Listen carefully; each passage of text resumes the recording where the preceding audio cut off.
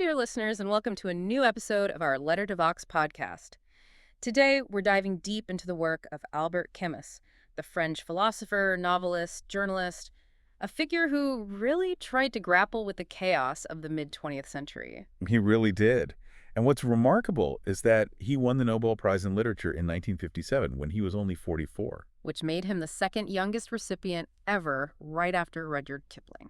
Exactly. And you have to understand, the world he was writing in, 2 world wars, the failure of old religions, the rise of these horrifying totalitarian ideologies, the old rule books were just gone. So our mission today is to really unpack his response to all of that. He was trying to answer the biggest questions: suicide, murder, how to act in the world, but, and this is the key part, without any help from above. Right, without relying on God or any kind of eternal transcendent values. He was searching for a reason to live that was purely human, grounded entirely in our own experience. And you see this journey play out in his major works. I mean, you have The Stranger, The Plague, The Rebel, The Fall. And of course, the Myth of Sisyphus. They're all pieces of a single coherent project. A project that really hinges on one central concept that I think gets misunderstood a lot. The absurd. The absurd. And for Camus, the absurd isn't just a mood. It's not despair or nihilism. It's a precise, logical conclusion. It's the starting point, the absolute bedrock you have to accept before you can get to his real answer, which is a philosophy of revolt. So we have to really sit with that uncomfortable starting point first. You have to. You have to understand the problem before you can appreciate his solution. Well, to understand the philosophy, I think we first have to understand the man. Camus's ideas feel so deeply rooted in his actual life. He was born in Mondovi, French Algeria in 1913. And his childhood was defined by really crushing poverty. His father died in World War I just a year after he was born. At the Battle of the Marne. Yes. So he was raised by his mother, Catherine, who was illiterate and partially deaf. They lived in a tenement in Algiers. It was a life of hard labor, of scarcity. And that experience, that material reality, it never left him.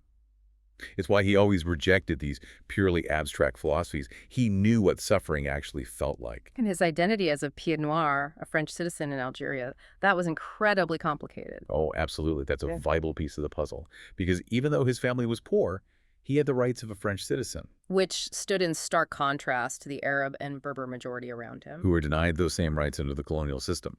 So from a very young age, he's living this contradiction. He has legal privilege, but also economic hardship.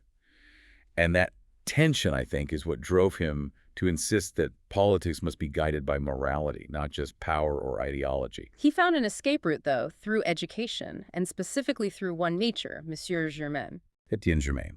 He was probably the single most important figure in Camus' early life. He saw this incredible spark in the boy and basically championed him, made sure he could continue his studies. It was his way out. It was his only way out. And it tells you everything about Camus' character, that decades later, when he wins the Nobel Prize, one of the first things he does is write a letter to Germain. A thank you letter. A beautiful, moving letter telling his old teacher that without him, none of it would have happened. Now, before philosophy really took hold, he had another great passion. Football. He was a goalkeeper. For the Racing Universitaire d'Alger junior team. And this wasn't just a game for him. He saw it as a kind of moral education. What do you mean by that? Well, on the football pitch, there are clear rules. There's teamwork, fraternity, a sense of shared purpose. He said he learned more about ethics from football than from philosophy books. It was a world of simple, direct morality, which he found much more honest than the complicated systems imposed by the church or the state. But that path, the life of an athlete, was cut short really brutally. In 1930, when he was just 17, he contracted tuberculosis. A potential death sentence back then. It completely ended his football career, and it forced him to move out of his family's cramped apartment and in with his uncle, a butcher. That confrontation with his own mortality, that physical confinement, it turned him inward. It was really the beginning of his intellectual life. So away from the sun and the football pitch and into the world of ideas. Exactly. He found a new mentor, Jean Grenier, and just devoured philosophy, the ancient Greeks, Nietzsche, and all while working these odd jobs to support himself. Private tutor, car parts clerk. Right. He was always grounded in that reality. He wasn't some academic in an ivory tower. He was studying philosophy part-time while trying to make rent. And you see his political conscience emerging very early on. Absolutely. His first play, Revolt dans les Asturies, was about a suppressed miners' revolt in Spain. His first book of essays already contains the seeds of everything, this feeling of being between the beauty of the world and the harshness of life. That political engagement became much more serious during World War II. He was in the resistance. He was a major figure in the resistance. He moved to Paris and became the editor of the underground newspaper, Combat. Under a false name, obviously. Of course, using false ID, risking his life every day to get the truth out. After the war, he continued writing for the paper, trying to help France navigate the moral wreckage. He was initially very harsh on collaborators, though, wasn't he? He was. He called for severe justice, invoking the French Revolution, but then he saw the post-war tribunals in action. The reality of state-sanctioned killing. And it horrified him. He did a complete 180 and became a passionate, lifelong opponent of the death penalty. That reversal tells you so much about him. He always chose concrete humanism over abstract ideology. Which is what led to his famous break with Jean-Paul Sartre. That was the big intellectual divorce of the era. Camus was just an uncompromising critic of totalitarianism, especially the Soviet model. He couldn't stand the idea of justifying current murder and oppression for some imagined future paradise. He called it confusing total servitude with freedom. Precisely. And for Sartre and others on the left, this made Camus seem like a traitor to the cause. But Camus was consistent. He said the Soviet Union wasn't socialist, just like the U.S. wasn't truly liberal. He was looking for a third way. A kind of ethical libertarian socialism. Exactly. A politics that didn't demand you check your conscience at the door. And then came the Nobel Prize in 1957. Did that change him? It seems like it mostly just stressed him out. He was genuinely shocked. He thought André Malraux should have won. He basically took the money and tried to retreat from the spotlight to work on what he thought would be his masterpiece. His autobiography, The First Man. The Premier Homme. A deep dive into his Algerian childhood, his moral learning, as he put it. Which makes his death so unbelievably ironic. It is the perfect, brutal, absurd ending. January 4th, 1960, he's 46 years old. He's a passenger in a fancy sports car driven by his publisher, Michel Gallimard. The Faisal Vega. They crash at high speed. Camus is killed instantly. A man who spent his life staring into the meaninglessness of the universe, killed by a random, meaningless accident. And in the wreckage of the car. They found the manuscript, 144 pages of The First Man, unfinished. A perfect metaphor for the life he described, a project full of passion and intelligence, cut short by the indifferent silence of the world. So let's turn to that philosophy now, to the Myth of Sisyphus. He opens the book with this incredibly stark claim. It's designed to shock you. He says there is only one truly serious philosophical problem, and that is suicide. Everything else is secondary. Everything else is a game. The fundamental question is life worth living? And he says if you conclude that existence is absurd, then your actions must follow from that. Does the absurd dictate death? That's the question he has to answer. Okay, so we have to be very precise here. What, for Camus, is the absurd? This is so important. The absurd is not in the world, and it's not in us. It's in their confrontation. It's the product of their clash. It's like a chemical reaction. You have two elements. First, the irrational world. It's silent, it's indifferent, it offers no answers. The unreasonable silence. Yes. And the second element is us, humanity, with our deep, passionate longing for clarity. We demand meaning. We scream for answers, for unity, for some kind of absolute. And the absurd is what happens when that scream for meaning hits the wall of the silent universe. It's the divorce, the friction. He says it's a bond, as only hatred can weld two creatures together.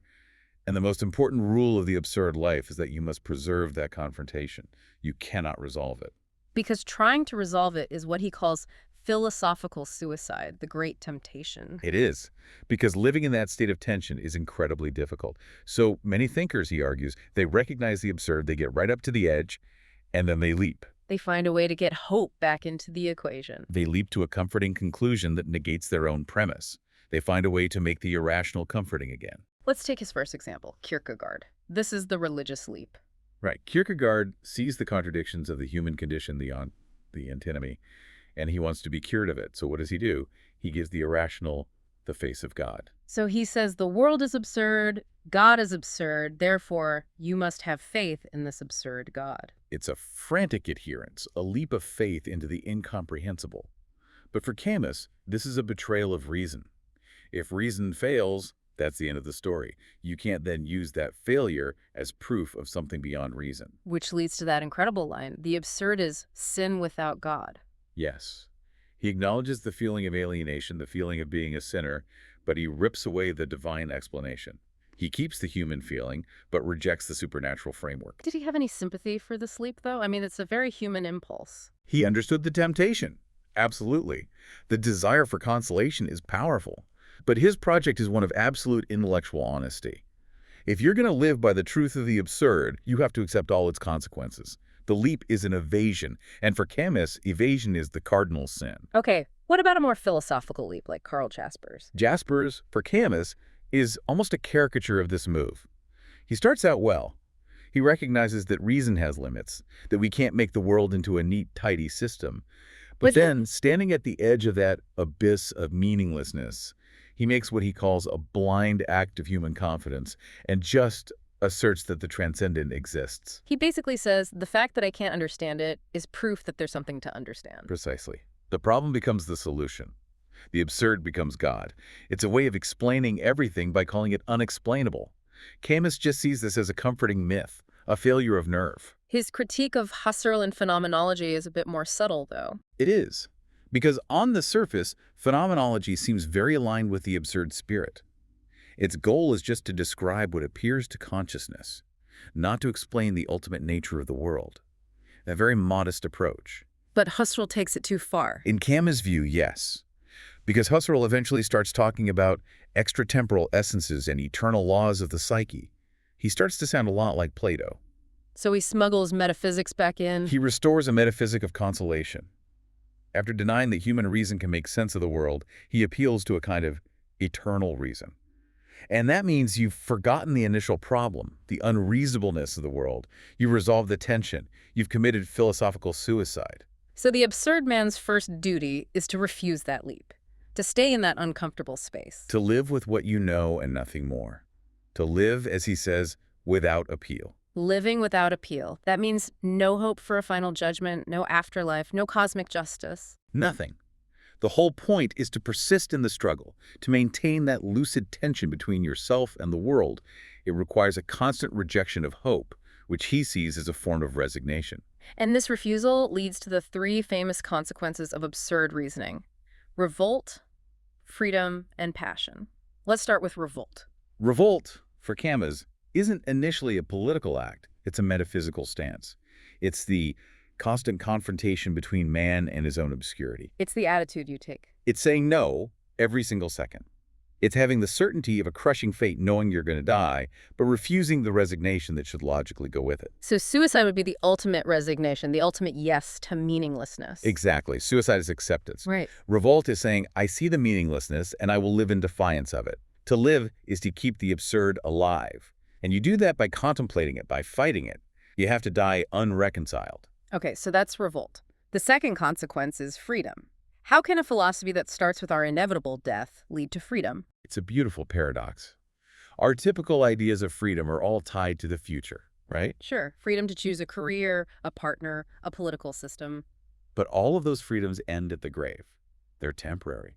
The absurd man finds a deeper freedom in the realization that there is no future. That sounds terrifying, not freeing. But think about it. If you truly accept that death is the absolute end, you are suddenly liberated from all the illusions and pressures that depend on a future. Career ladders, social status, moral codes that promise a heavenly reward. They all become meaningless. He calls it a divine availability. Like a man on death row. He knows his time is up, so he's suddenly free from all the petty concerns of the world outside his cell. He is completely focused on the passionate reality of his limited time. That clear-sightedness, that focus on the present, is freedom. Which brings us to the third consequence, passion. And this is where he really challenges traditional morality by focusing on quantity over quality. This is a huge move. He says if there's no eternal value system, then judging a life as good or bad is pointless. The old scales don't work.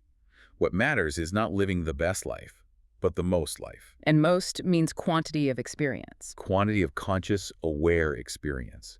He says no amount of piety or sacrifice can make a conscious life of 40 years equal to a conscious life of 60. The only real tragedy is premature death, because it robs you of experience. So it's not just hedonism, it's about maximizing awareness. It's about intensity and duration. It's about piling up the experiences of the present moment without filtering them through some future moral calculus.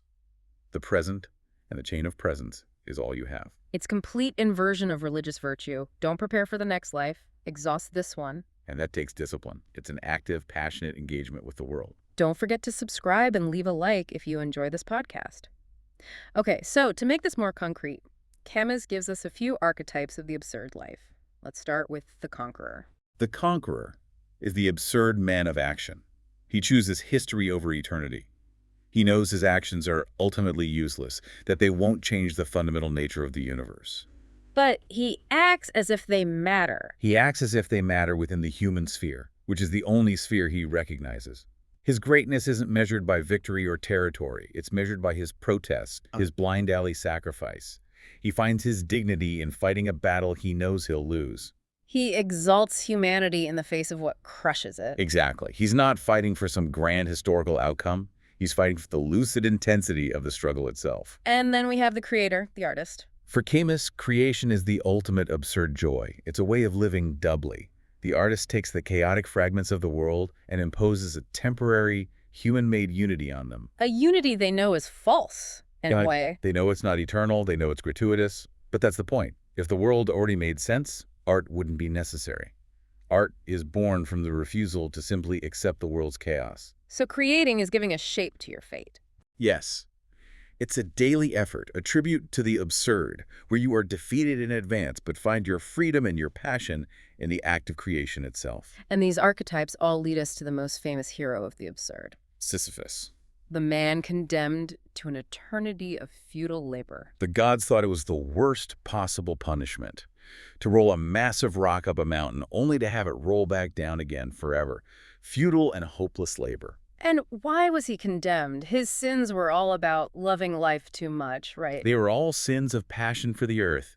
He betrayed the gods' secrets, he chained up death so people would stop dying, and he loved the sun and the sea so much that when he died, he tricked his way back to the world of the living. So his punishment is a direct consequence of his love for this life. It is. His passion for the temporal is what earns him an eternity of futility. But what makes him an absurd hero is his consciousness. That is the absolute key. Camus says the modern worker is just as absurd, but he's only tragic in the moments he becomes aware of the pointless repetition. Sisyphus is conscious all the time. He knows the rock will fall, and that lucidity is both his torture and his victory. And the moment of victory is not the climb up, it's the walk back down. Yes, that pause, the hour of consciousness. As he walks down to get the rock, he's above his fate. He's stronger than his rock because he is contemplating it. He sees his torment clearly, and in that moment of lucid contemplation, he silences all the idols. He says there is no fate that cannot be surmounted by scorn. And scorn here means refusing to grant the punishment any cosmic significance. He sees it for what it is, a rock and a mountain. By accepting it as his, by making it his thing, he strips the gods of their power. Which brings us to that staggering final line. One must imagine Sisyphus happy. It sounds insane without the buildup, but it's the logical conclusion. He says happiness and the absurd are two sons of the same earth. Sisyphus is happy not because the work is pleasant, but because the struggle itself fills his heart. He has found joy in the effort after exiling all hope. Exactly. His fate belongs to him. The universe has no master, so it is neither sterile nor futile. He makes his own meaning in the conscious act of his rebellion. That struggle is enough. This philosophy was never just an idea for Camus. It was rooted in the physical world, especially the Algeria of his youth. Absolutely. His essays on Algeria provide the sensory texture for his philosophy. He says, what I touch, what resists me, that is what I understand. For him, that was the sun, the sea, the bodies on the beach. He describes Algiers as a place of immense beauty but no solace. It requires clairvoyant souls. Souls without solace, because the landscape offers you everything for the senses, but nothing for the soul, nothing for eternity. He writes about the young people on the beaches, their bodies burning up their lives in the sun. Life is not something to be built up for the future. It's something to be burned up now. Which connects right back to his idea of hope being a terrible thing. Yes. He said, hope equals resignation, and to live is not to resign oneself. The people he grew up with, the poor of Belcourt, they didn't hope for a better life later. They lived their lives intensely now. They exhausted their possibilities. But he contrasts this vibrant life with the city of Oran, which he describes as a kind of desert. Oran is the capital of boredom. It's a city built for commerce that has literally turned its back on the beautiful sea. The minotaur that devours its citizens is boredom. It's a place of profound ugliness and repetition. And yet, even there, you find the absurd confrontation. You do. You have the city besieged by the beauty of the sea and cliffs, ignoring it. And you have the human will to action building this giant, probably useless harbor. It's man making his mark on stone, the human spirit fighting against the indifference of matter. This deep connection to Algeria put him in an impossible position politically, though. It was his personal tragedy. He advocated for a multi-ethnic Mediterranean culture, standing against the racism of many of the French settlers. He was a constant voice for reform for the Arab population. But when the Algerian War for Independence started, he was caught in the middle. Completely. It was an impossible tightrope. He couldn't support the colonial status quo, but he also couldn't support a revolutionary movement that was using terrorism against civilians, against his own people, his family. He tried to negotiate a civil truce. He did, and he failed. Both sides rejected him. He was seen as a traitor by the French right and as a colonial apologist by the left. This all culminated in that famous and often misquoted line from his Nobel Prize speech. Yes, he was confronted by a young Algerian student who challenged his silence on the revolution. And Camus responded, "People are now planting bombs in the tramways of Algiers. My mother might be on one of those tramways. If that is justice, then I prefer my mother." Which is not a rejection of justice. Not at all. It's the ultimate statement of his philosophy. It's choosing the concrete, loving human bond, his mother, over an abstract, violent, totalizing ideology. It's living within the human limits. He tried to braid these two threads together in his later work, Justice and Beauty. He realized you couldn't have one without the other. Isolated beauty ends up simpering. Solitary justice ends up oppressing. His goal was to serve both suffering and beauty at the same time. And he said it was the memory of the sun and the ruins at Tapasa, that physical beauty that kept him from despairing during the worst years of the war. So as we wrap up, let's distill this. What are the core takeaways from Camus? I think the first is the absolute embrace of the absurd. It's not a problem to be solved. It's the necessary, painful, but ultimately freeing starting point. It's the confrontation between our need for meaning and the world's silence. And the response to that is not a leap of faith. It's the trio of revolt, freedom, and passion. Right. Revolt is living without appeal, refusing to resign, dying unreconciled. Freedom is what you find when you know there's no future beyond death. It focuses you entirely on the quantity and intensity of life in the present. And Sisyphus is the perfect model for this. His consciousness of his futile labor is his victory. The struggle itself is enough to fill a man's heart. We must imagine him happy. In the end, what he left us with is a kind of skeptical humanism, a belief that morality has to come before politics. And a belief that, as he said, all those who are struggling for freedom today are ultimately fighting for beauty. It's a philosophy that demands incredible courage, a refusal of easy comfort, which brings us to a final provocative thought he leaves us with. It challenges our whole idea of tragedy. The question is this: is the tragic work the one that, after all hope is exiled, describes the life of a happy man?